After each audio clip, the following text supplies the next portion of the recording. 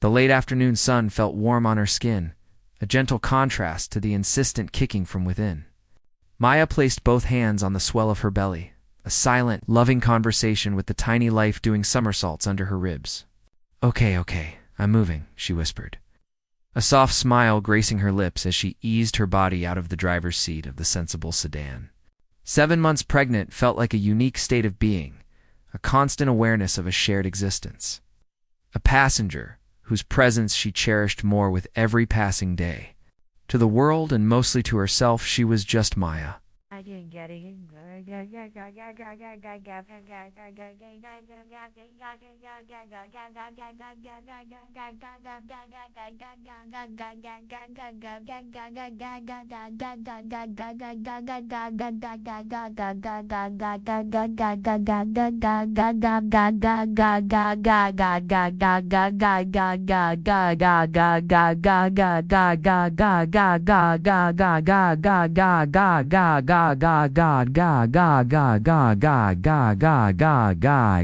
God, is it right?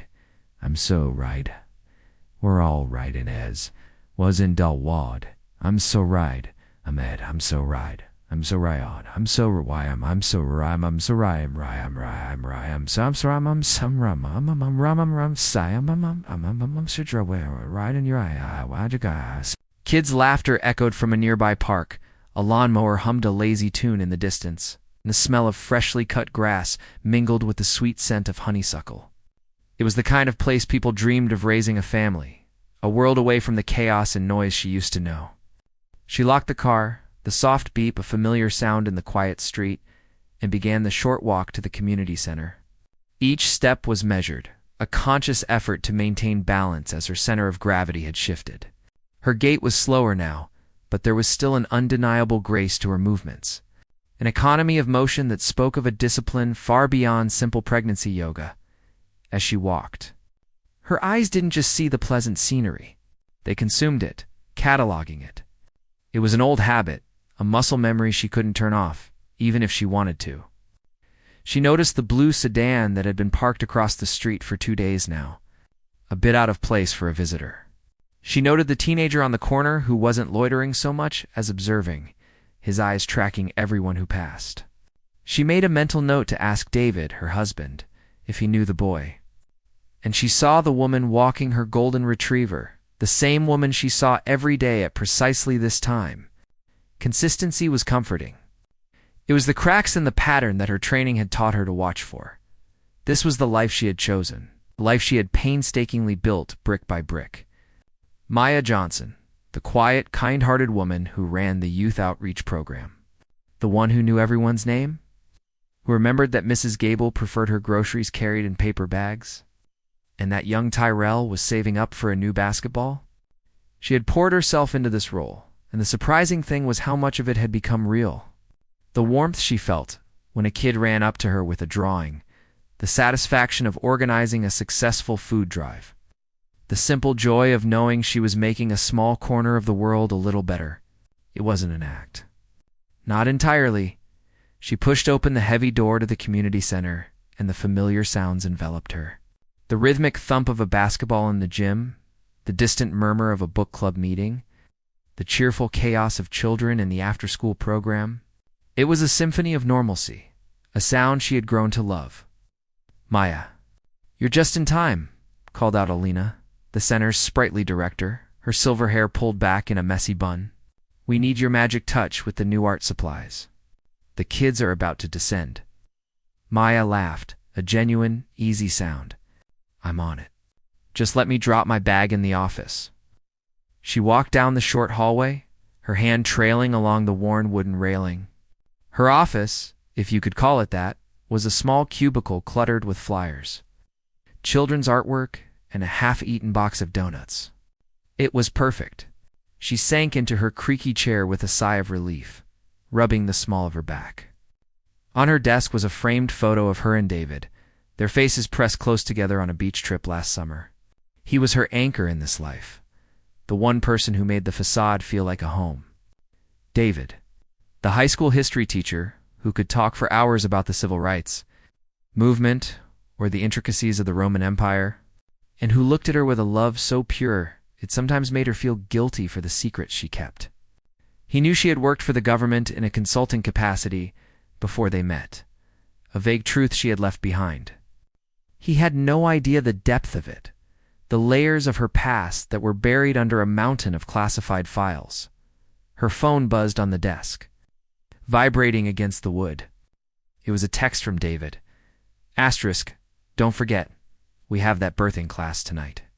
I'm already scared of the breathing exercises. Asterisk, she smiled again, typing back a quick reply. Asterisk wouldn't miss it. See you at 7, my brave coach. Asterisk, her thumb hovered over the screen before she locked it. She loved him. She loved this life. But there was always a part of her that stood apart, a silent observer watching herself play the part of Maya Johnson. It was a necessary distance, a survival mechanism. She had learned long ago that attachment was a liability. Yet here she was, deeply and dangerously attached. To a man, to a community. To the unborn child who represented a future she had never dared to imagine. Her gaze drifted to the community notice board. A chaotic collage of announcements. A lost cat poster, a flyer for a bake sale, an ad for a local handyman. It was all so mundane, so beautifully normal. But her eyes caught something new, a small white index card pinned among the others. It had no pictures, just a line of typed text. Asterisk found. One vintage compass, near the old oak tree at the park. Finder believes in pointing true north. Asterisk to anyone else. It was a simple lost and found note. To Maya, it was a message. Her heart gave a familiar, practiced lurch, a jolt of adrenaline that she quickly suppressed. Vintage compass was the code phrase for a field asset. Old oak tree was a dead drop location. Pointing true north meant the package was secure and awaiting further instructions. Her mission wasn't over. It had just been paused. She had been deep undercover for 3 years, embedding herself in this community to get close to a retired diplomat who lived a few blocks away, a man suspected of selling state secrets. The operation had been quiet, a slow burn of observation and information gathering. She had gathered what she needed weeks ago and was waiting for the extraction signal. The green light to dismantle her life here and disappear. This message meant something had changed. The timetable had been moved up. She took a deep, steadying breath. The kind she had been taught in her training, the kind she was now learning for childbirth. The irony wasn't lost on her. She was supposed to be a ghost, an invisible presence. But a pregnant ghost? A ghost whose body was changing every day, whose emotions were closer to the surface than they had ever been. That was a complication she hadn't planned for. She stood up and walked back out to the main area, her face a mask of calm. Alina was trying to mediate an argument between 2 8-year-olds over a blue crayon. Maya stepped in smoothly, kneeling down to their level. "Hey, how about we both use the blue crayon together?" she suggested, her voice soft and reassuring. "We can make the sky and the ocean and a big blue monster truck. What do you think?" The children's faces lit up, the crisis averted. Alina gave her a grateful look. "You have a gift? You know that?" Maya just shrugged, a small, humble gesture. "I just like kids." She helped them with their drawing. Her mind was racing, dissecting the message, running through the possibilities. Was there a threat? Was the diplomat about to flee? Or was this just bureaucratic impatience from Langley? She had to assume the worst. It was the only way to stay safe. To keep them safe. Her hand went to her stomach again. A protective, instinctual gesture. The rules had changed. It wasn't just her life on the line anymore. She finished the drawing with the kids. Her smile never wavering, but her mind was 1,000 miles away, navigating the treacherous landscape of her 2 worlds. The world of crayons and community bake sales, and the world of coded messages and covert operations. For now, they were overlapping in a way that felt dangerous, a fragile truce that could shatter at any moment. She looked around the bustling community center, at the faces she had come to know and care for, and for the first time, her carefully constructed facade felt less like a safe house and more like a cage. and she had a sinking feeling that the door was about to be blown wide open. The drive home was usually a time of peace for her, a quiet transition between the gentle chaos of the community center and the warm embrace of her small house. But today, the familiar streets felt different, charged with a new and unseen tension. The coded message about the compass replayed in her mind, a persistent, unwelcome hum beneath the surface of her thoughts, pointing true north. It was a directive, a summons. Her time in this beautiful, ordinary life was running out. She rested a hand on her stomach, feeling the reassuring pressure of her baby against her palm. This was no longer just about her. A future she had secretly yearned for was now tangled with a duty she could not escape. She was just a few blocks from home when she saw it in her rearview mirror, a flash of red and blue lights. Her heart gave a familiar, unwelcome jolt, an adrenaline spike she hadn't felt in months. It was an automatic, trained response, the kind that set her nerves on edge and sharpened her senses. But this time it was mixed with something else, a deep, primal anxiety that had nothing to do with spycraft and everything to do with the vulnerable life she was carrying. She took a slow, steadying breath, the kind they taught in birthing class, and pulled her sedan over to the curb, her movements deliberate and calm. She had been trained for this, for 1,000 high-stakes scenarios on dusty roads and in crowded foreign markets. But none of her training had prepared her for this feeling, this fierce, overwhelming need to protect not just herself, but the child within her. An officer emerged from the patrol car and walked toward her driver's side door. He was a broad man with a thick neck and a posture that radiated a kind of weary aggression. His hand rested casually, but meaningfully, near his sidearm. Maya kept her own hands on the steering wheel, visible and non-threatening. She watched him in the side mirror, her mind automatically cataloging details, the slight scuff on his boot, the way his eyes scanned her car before they settled on her, the tight set of his jaw. He rapped on the window with his knuckle. She lowered it, offering a small, polite smile. "Good evening, officer. You know why I pulled you over, ma'am?" he asked. His voice was a low monotone, but it held an undercurrent of condescension that was unmistakable. "I'm afraid I don't," she replied, her tone even and respectful. "Was I speeding?" He leaned down, his eyes narrowing as he took in her face, then her prominent belly. "Your taillight is out." Driver's side. Maya's brow furrowed slightly. She was almost certain it wasn't. She had checked her lights only this morning. It was a habit, a small part of the ingrained discipline that still ruled her life. But she didn't argue. Arguing with a cop on a roadside was never a winning strategy, especially not in her condition. "I see," she said softly. "I'm sorry I wasn't aware." "I'll get it fixed right away," he grunted, a non-committal sound. He straightened up and looked back at his patrol car, then back at her. The pause stretched, becoming uncomfortable. He wasn't writing a ticket. He was just looking. Finally, he spoke again, his voice laced with a new kind of suspicion. "This your car?" "Yes, it is," Maya answered, a knot of unease tightening in her stomach. "It's a nice ride for a community organizer," he said, the words a casual dart meant to sting. "Where'd you get the money for it?" The question was so blatant, so unprofessional that for a moment she was taken aback. This was not a routine traffic stop. This was an interrogation. The trained operative in her wanted to shut it down, to cite her rights, to ask for his supervisor. But the pregnant woman in her, the woman who just wanted to get home to her husband, felt a wave of wariness and a familiar, bitter frustration. She had seen this look before, this assumption that she didn't belong, that her possessions were somehow ill-gotten. "I saved up," she said, her voice losing a little of its warmth, but remaining steady. "It's a reliable car. Important when you have a baby on the way." He seemed to ignore her explanation, his eyes scanning the interior of her car. They lingered on the baby seat in the back, the stack of children's books on the passenger seat, the bag of groceries from the local market on the floor. His expression didn't soften. If anything, it hardened. "Step out of the car, ma'am," he said, his tone leaving no room for discussion. Maya's heart began to pound harder. This was it, the point of escalation. She knew her rights.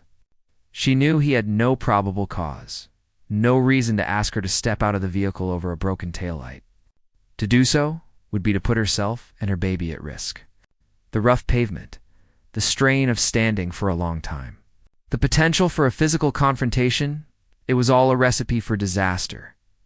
"Officer," began, choosing her words with extreme care, "with all due respect, I'm 7 months pregnant. I'm not feeling well, and I'd prefer to stay in the car. If you're going to write me a ticket, you can just hand it to me here." Her refusal, though polite and reasoned, was like a match to a fuse. The officer's face flushed with anger. He took a step closer, his bulk blocking the light from the street lamp. I said, "Step out of the car." "Now," he commanded, his voice rising. "You're resisting a lawful order." That was the phrase, the one they always used. It was a justification in advance, a narrative he was building for himself and for any dashboard camera that might be recording. A hot flush of humiliation warred with a cold, sharp rage in her chest. She wanted to scream, to fight, to use the dozen ways she knew how to disable a man twice her size.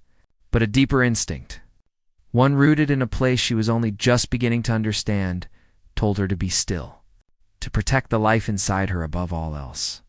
"I am not resisting," she said, her voice trembling slightly with the effort of staying calm. "I am asking you to please consider my condition." But he wasn't listening anymore. He yanked the car door open with such force that it slammed against the stop. The sudden movement made her flinch.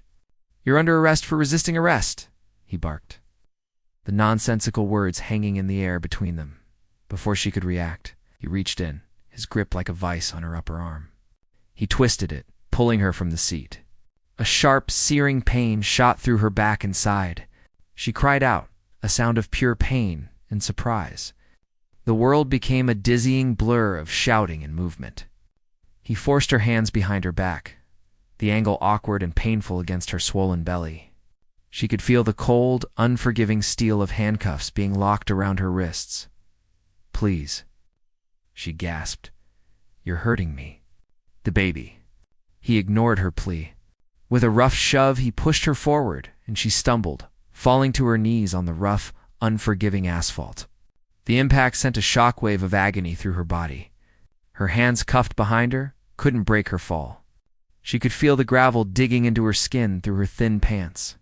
For a terrifying moment, all her weight was pressing on her stomach. A wave of nausea and pure terror washed over her. She squeezed her eyes shut, focusing all her energy on the life inside her, a silent, desperate prayer. Asterisk, please be okay. Please be okay, asterisk. She could hear voices now, shouts from the small crowd that had begun to gather.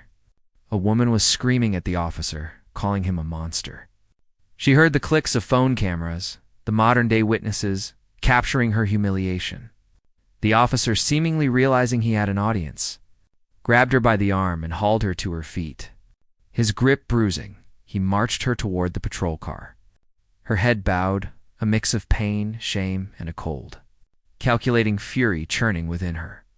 The operative was waking up now, pushing past the pain and the fear. Her mind, despite the chaos, was becoming crystal clear. She was noting everything. His badge number, visible on his chest. The name on his uniform, Kowalski. The exact words he had said.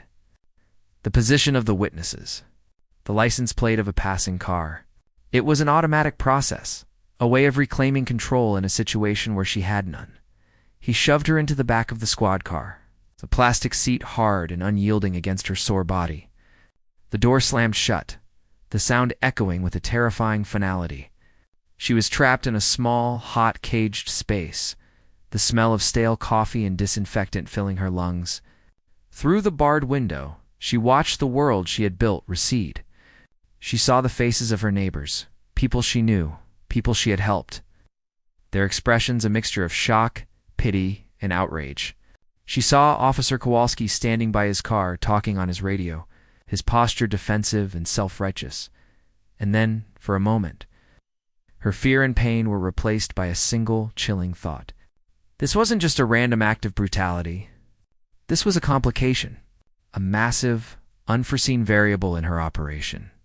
Her cover was Maya Johnson, the community organizer. But Maya Johnson, the arrested woman, was now a public record. a viral video in the making.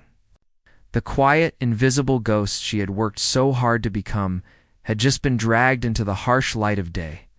And as the patrol car began to move, carrying her away from her home, her husband, and the life she loved, she knew with absolute certainty that her two worlds had just collided, and the fallout was going to be catastrophic. The ride in the back of the patrol car was a short, brutal journey through a landscape of shame and pain. Every bump in the road sent a fresh jolt through her body, a sharp reminder of her vulnerability. She focused on her breathing, the slow in and out she had practiced for childbirth. But now it was a tool to survive this. The officer Kowalski said nothing to her, his eyes fixed on the road, his jaw set in a hard line of self-justification. He had created a narrative in his head, and nothing she could say or do would change it. She was just another perp, another statistic in his long shift. The fact that she was pregnant, that she was a person with a life and a family, was irrelevant to him. When they arrived at the precinct, the experience became a blur of cold, impersonal procedures.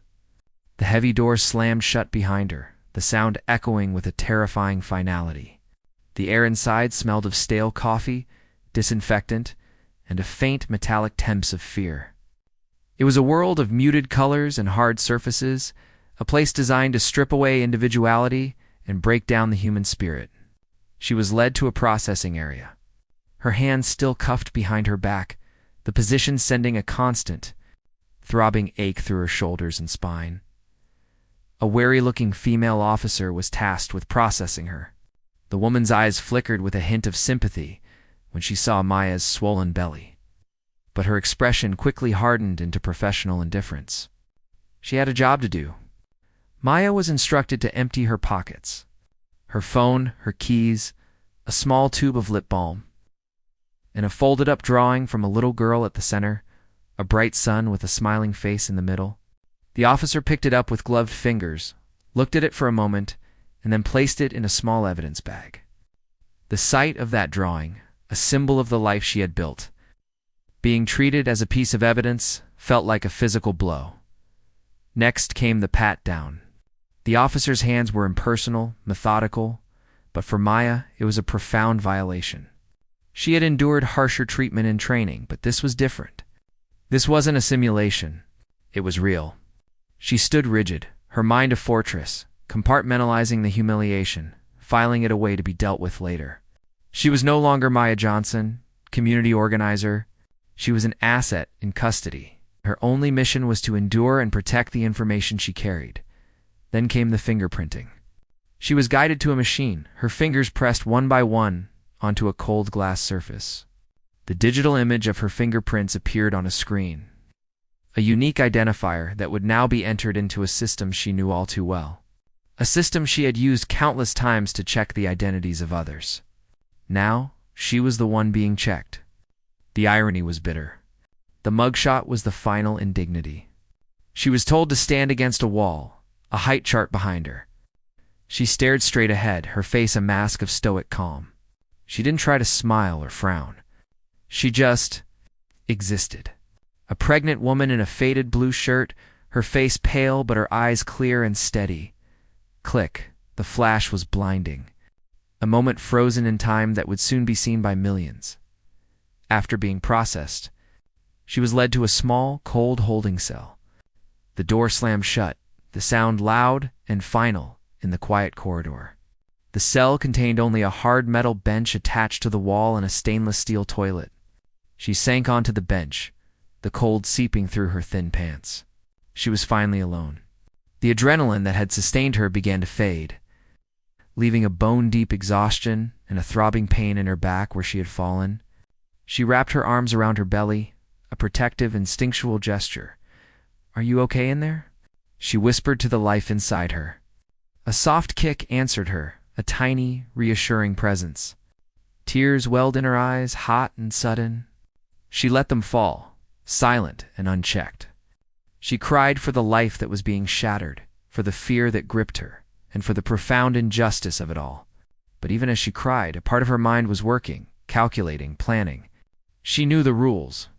She knew that in a situation like this, the first thing a civilian does is demand a lawyer. But she wasn't a civilian, not really. A lawyer would operate in the world of courts and due process. Her world was different. Her problems could only be solved by her own people. Calling a lawyer would only complicate things, muddying the waters and delaying the only solution that mattered: extraction. So she would wait. She would be the most cooperative, most boring, most forgettable prisoner they had ever seen, until it was time not to be. While Maya sat in the cold silence of her cell, the world outside was erupting. The video of her arrest, taken by multiple phones from different angles, had spread across the internet like wildfire. The headlines were stark and damning. Pregnant woman brutally arrested over broken taillight. The footage was visceral and hard to watch. Her calm demeanor, the officer's escalating aggression, the painful twist of her arm, her fall to the ground. It was a public relations nightmare for the police department. Inside the precinct, the mood was tense. The police chief, a man with a tired face and a politician's instinct for trouble, watched the video on a monitor in his office, his temples throbbing. Beside him stood the captain of internal affairs, a sharp, no-nonsense woman who had seen it all. "This is a disaster," the chief muttered, rubbing his eyes. Kowalski just handed the city a gift-trapped lawsuit and a month's worth of protests. "The video looks bad, chief," the captain said, her voice even. "But we need to know who this woman is. A community organizer who doesn't call a lawyer, who just sits there, silently. It's not normal." The chief nodded. "Run her. Full background check. I want to know everything about her. Where she was born, what she had for breakfast 10 years ago. Find me something we can use to control this narrative." And so, the digital digging began. An officer was assigned the task of peeling back the layers of Maya Johnson's life. At first, everything seemed perfectly normal. Too normal. Her birth certificate was on file. Her social security number was valid. Her credit history was immaculate, not a single late payment. Her employment records at the community center were flawless. But the deeper they dug, the stranger things became. The funding for her nonprofit was a maze. It came from a charitable foundation that was, in turn, funded by a series of shell corporations based in countries known for financial secrecy. The trail went cold, leading nowhere. Her educational history was impeccable, but her professors, when contacted, remembered her as a brilliant but intensely private student who kept to herself. Her social media presence was minimal and curated, showing only a wholesome, all-American life. There were no old friends, no ex-boyfriends, no messy drama. It was a life that had been scrubbed clean, polished to a high gloss. It was a ghost profile, person who existed on paper but left no real-world footprint beyond the carefully constructed facade of the last 3 years. "This is weird," the officer reported to the IA captain. "It's like she was manufactured. Nobody is this clean." The captain stared at the report, a frown creasing her brow. She had initially suspected this was a simple case of police brutality, a bad cop on a power trip. But this was something else entirely. This woman wasn't just a random citizen. She was hiding something. But what? The captain's mind began to race through possibilities. Corporate espionage? Organized crime? Was she some kind of high-level grifter? The more she learned, the more convinced she became that they hadn't just arrested a pregnant woman. They had stumbled into something much bigger and far more dangerous. Meanwhile, Officer Kowalski was feeling the heat. He'd been called into the chief's office and reamed out. He knew his career was on the line. Panicked and desperate, he did what people in his position often do. He doubled down. He sat down and wrote his official report, embellishing the details. He wrote that she had been verbally aggressive and uncooperative. He claimed that when he asked her to step out of the car, she had lunged at him, and that, in the ensuing struggle, she had attempted to strike his face, forcing him to defend himself and subdue her. It was a complete fabrication, a desperate lie to justify his actions. But it was a lie that gave the department the leverage it needed. Armed with Kowalski's falsified report and the deeply suspicious background check, the police chief and the IA captain made a decision. They would hold her. The charge of resisting arrest was now escalated to assault on a police officer, a much more serious felony. They had a suspect who was not what she seemed, a woman who was clearly a part of something larger. They believed they were holding a key, and they were determined to find out what door it unlocked.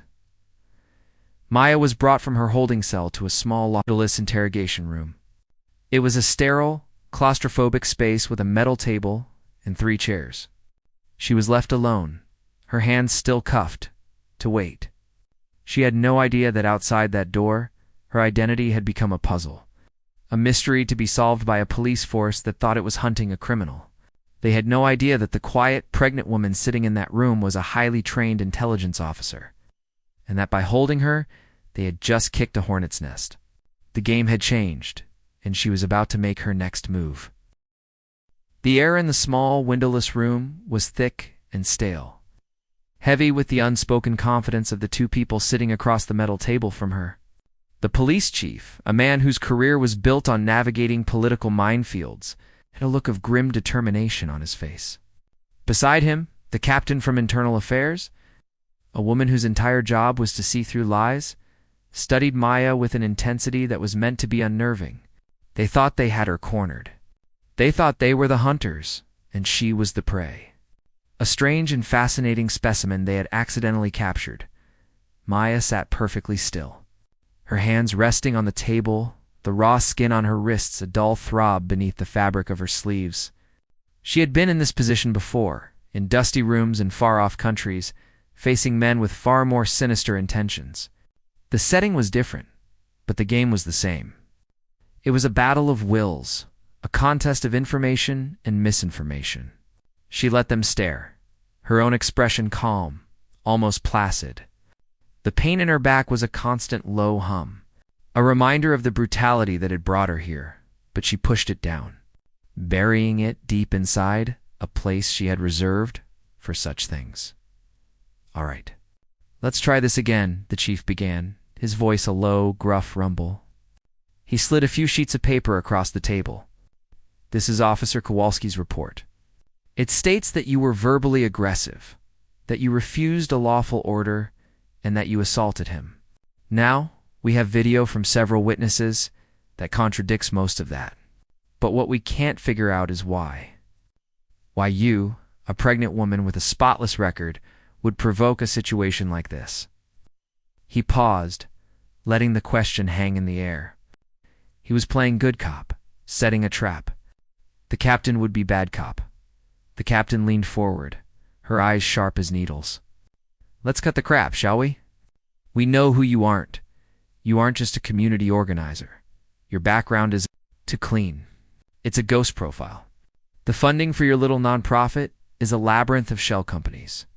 Your past is a blank slate. So who are you really? Are you running from something? Or someone? Are you corporate? Organized crime? Because whatever game you're playing, it ended the moment you put your hands on one of my officers." Maya listened to their theories, a part of her almost wanting to laugh. Corporate crime? Organized crime? They were so close to the truth, yet they were looking in the completely wrong direction. They were trying to fit her into a box they understood, a world of criminals and motives they could comprehend. They had no idea they were dealing with an entity from an entirely different universe. She let the silence stretch for a moment longer. Then she finally spoke, her voice soft but clear. "I've told you everything I can. Your officer arrested me without cause. He hurt me. Everything else is just noise." The chief slammed his hand on the table, a practiced move meant to startle a confession. "Noise? We have a report saying you assaulted him. That's a felony charge, lady. You're looking at serious time. And with your background, a jury isn't going to believe the pregnant saint story. So you can either start talking, or you can start planning for a life behind bars. And that baby you're carrying? It will be born in a prison hospital." The threat was ugly, meant to hit her where she was most vulnerable. For a split second, a flash of pure, unadulterated fury shot through her. It was a primal, protective rage that was hotter and more dangerous than anything she had ever felt. But it was gone as quickly as it came, replaced by an icy calm. They had just made their final mistake. They had brought her child into it. She looked from the chief's smug face to the captain's hard eyes. The time for waiting was over. The time for being a passive participant in their drama was done. "I need to make a phone call," she said. Her tone had changed. The quiet, slightly wary woman was gone.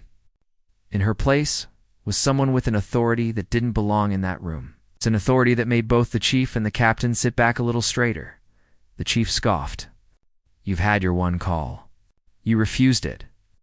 "That was for a lawyer," Maya said, her gaze unwavering. "This is a different kind of call.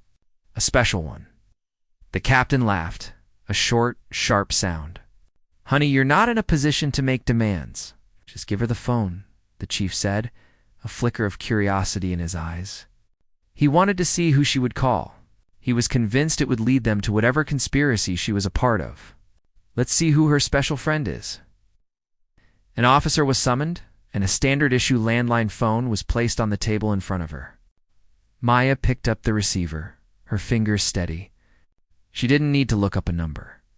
It was etched into her memory, a lifeline she had never expected to use in this way. She dialed the 10 digits, her movements precise and deliberate. The line connected. But there was no ring, only a moment of silence. She spoke into the receiver, her voice clear and devoid of emotion. "Eco 72, she said. "Asset is compromised. Requesting immediate extraction." She hung up the phone. The chief and the captain stared at her, baffled. "Eco 72. What is that? Some kind of spy movie?" The chief sneered. "Who was that?" "Your handler." Maya didn't answer. She just leaned back in her chair, a small, almost imperceptible smile on her lips. The waiting game was over. Now it was their turn to wait. For the first 2 minutes, nothing happened. The chief and the captain exchanged triumphant looks, convinced her little performance had been just that, a performance. They began to talk again. Their confidence renewed, planning their next move. How they would use this bizarre behavior against her. Then, the precinct erupted. It didn't start with a bang, but with a sudden, strange silence that fell over the bustling floor outside the interrogation room. Then came the shouts, not of panic, but of confusion and authority. A fleet of black, unmarked SUVs, vehicles that had appeared out of nowhere, blocked off the street in front of the station. Men and women in sharp suits and others in dark tactical gear streamed into the building, moving with a swift, silent efficiency that was terrifying to behold. They bypassed the front desk, holding up federal credentials that sent the officers on duty into a state of shocked paralysis. Inside the interrogation room, they could hear the commotion getting closer. The chief stood up, his face pale. He tried the door, but it was locked from the outside. He banged on it. "What's going on out there?" The door burst open without warning, flying off its hinges and crashing against the wall. Standing in the doorway was a woman in her late 50s, her gray hair cut in a severe, no-nonsense style. She was dressed in a tailored pantsuit, and her eyes, sharp and intelligent, immediately found Maya. She was flanked by 2 imposing agents who stood like sentinels, their eyes scanning the room for threats. The woman ignored the chief and the captain completely, as if they were pieces of furniture. She took a step into the room, her entire being focused on the woman at the table. "Agent Johnson," she said, her voice filled with a cold, controlled fury that was far more intimidating than any shout. "Are you all right?" The name hung in the air. Agent Johnson. The police chief stared, his mouth agape. The captain's professional mask shattered, replaced by pure, unadulterated shock. They looked from the stern woman to the pregnant woman they had been interrogating. Their minds struggling to process the impossible, the woman finally turned her attention to them, her gaze like ice. She reached into her jacket pocket and pulled out a leather wallet, flipping it open to reveal an ID with the seal of the Central Intelligence Agency. "My name is Director Evans. We're taking custody of our officer." She didn't wait for a response. She gave a subtle nod to one of her agents, who immediately moved to Maya's side, gently unlocking her handcuffs with a small key. The relief on Maya's wrists was immediate, but she didn't rub them. She simply stood, her posture straightening, the facade of the helpless pregnant woman melting away to reveal the disciplined operative beneath. Director Evans's eyes landed on the police chief, and she took a step toward him, her voice dropping to a dangerously low level. You had a covert intelligence officer, 7 months pregnant, in your custody. You held her without charge on a falsified report. Do you have any idea what you've done? The diplomatic fallout alone could sink this entire city's administration. The chief was speechless, stammering, trying to form words that wouldn't come. But Director Evans wasn't finished. Her gaze shifted past him, toward the one-way mirror.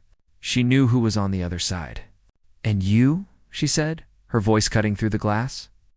The door to the observation room opened, and a terrified-looking Officer Kowalski was ushered in by another federal agent. His face was a mask of disbelief and fear. Director Evans pointed a finger at him, a gesture of final judgment.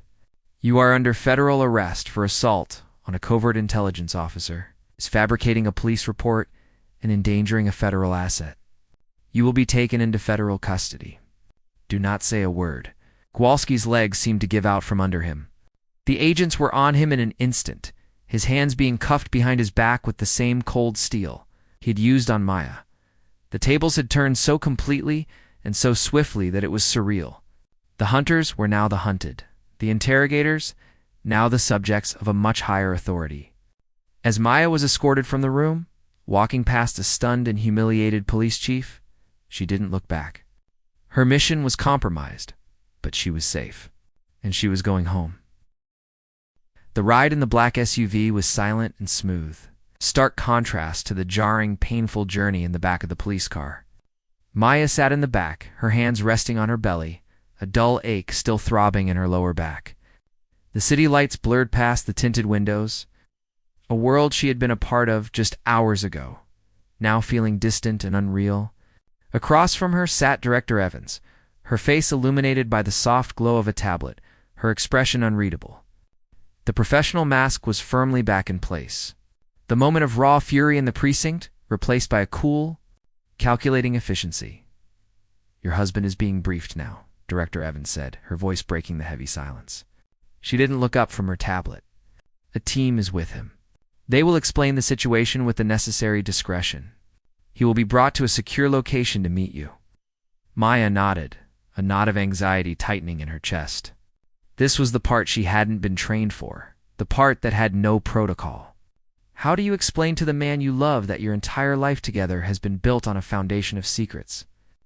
That the woman he married, the woman carrying his child, was a ghost? "The officer, Kowalski, is in federal custody," the director continued, scrolling through a report. "The department is in complete chaos. The media is having a field day. The story has already shifted from police brutality to spy thriller. It's a mess. But it's a mess that gives us leverage. The police chief is fully cooperating. He wants this to go away as much as we do." "And my mission?" Maya asked, her voice quiet. "The diplomat.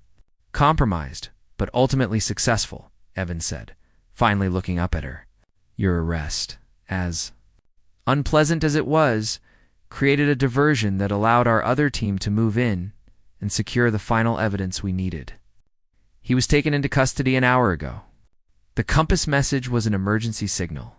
We had intel he was planning to flee the country tonight. Your little confrontation with that cop, while disastrous for your cover, inadvertently accelerated the timeline in our favor." A wave of relief washed over Maya, followed by a profound sense of weariness.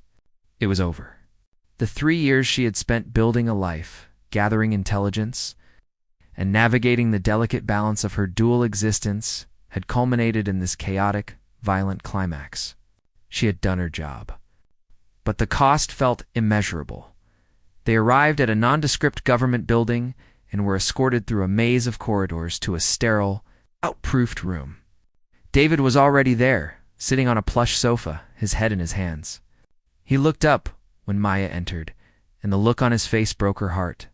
It was a mixture of shock, confusion, and a deep, piercing hurt that she knew she had put there. He stood up, his eyes searching hers. "Maya, is it true? What they're telling me?" She walked toward him, her hands outstretched. "David, I'm so sorry." He took her hands, his grip tight, his eyes filled with a storm of questions. "Your name isn't even Maya Johnson, is it?" "Not really." It is the name I was given for the mission, she said softly. But it's the name I used when I met you. It's the name I fell in love with you under. That part was real. All of that was real. He pulled her into a gentle hug, his arms wrapping around her as if he was afraid she might disappear. I don't understand, he whispered into her hair. All this time, the community center, the neighbors. Was any of it real? It was real to me, she said, her voice thick with emotion. I became that person. I wanted to be that person with you. I had another life. A life I thought I had left behind. The debriefing that followed was long and exhausting. Maya sat with David by her side, answering questions from a panel of analysts. She recounted her mission, her cover, and the events of the last 24 hours. David listened in stunned silence, the full scope of her world slowly revealing itself to him. He heard about the training, the dangers, the sacrifices. He learned that the quiet, gentle woman he knew was also a highly skilled operative, capable of things he could barely imagine. It was a lot to take in, but through it all, he never let go of her hand. He was her anchor, the one real thing in a world of shadows and lies. When it was over, Director Evans offered Maya a new position. Your fieldwork is over, Agent, she said, using her official title for the first time. That life is gone. But we need you. Your experience is invaluable. We want you to come to Langley. Train new recruits. Be an analyst. Help us build better strategies so maybe the next person doesn't have to go through what you went through. It was a generous offer, a lifeline to a future she hadn't dared to consider. It was a way to continue serving her country without having to sacrifice her family. She looked at David, who gave her a small, reassuring nod. She accepted. Weeks later, they were in a new home, in a quiet, undisclosed neighborhood. It was a strange liminal space between the life she had lost and the life she was about to begin. The news was still filled with stories about the incident. The police officer was facing federal charges. The department was undergoing a massive overhaul. The story of the pregnant spy had become a modern legend, a tale of incredible coincidence and shocking revelation. But for Maya, it was just the closing of a very painful chapter. She was sitting on the couch, her feet up on a pillow, watching the evening sun cast a warm glow across the room. David came in and handed her a glass of water, sitting down beside her and placing a hand on her belly. He's active tonight, he said, a smile in his voice. She, Maya, corrected gently. I have a feeling it's a girl. They sat in comfortable silence for a while, the weight of the past few weeks slowly beginning to lift. She had grieved for the life she had lost, for the friends in Oak Haven she could never see again, for the simple, anonymous future she had dreamed of. But in its place, a new reality was forming. One built on truth, however complicated that truth might be. She was no longer Maya Johnson, community organizer. And she was no longer the deep cover agent she had been before. She was a new person, a fusion of both. A mother-to-be and a CIA analyst. A woman who had walked in two worlds and had somehow found her way to a third. She had traded the streets of Oak Haven for the corridors of power, one kind of service for another. As she looked out the window at the world she could no longer be a normal part of, she felt a powerful kick from within. She had won the battle, but she knew the war, the one against prejudice, against the sacrifices demanded by her country and for the future of her child was just beginning. And this time, she wouldn't be fighting it from the shadows. She would be fighting it from the light, with her family by her side.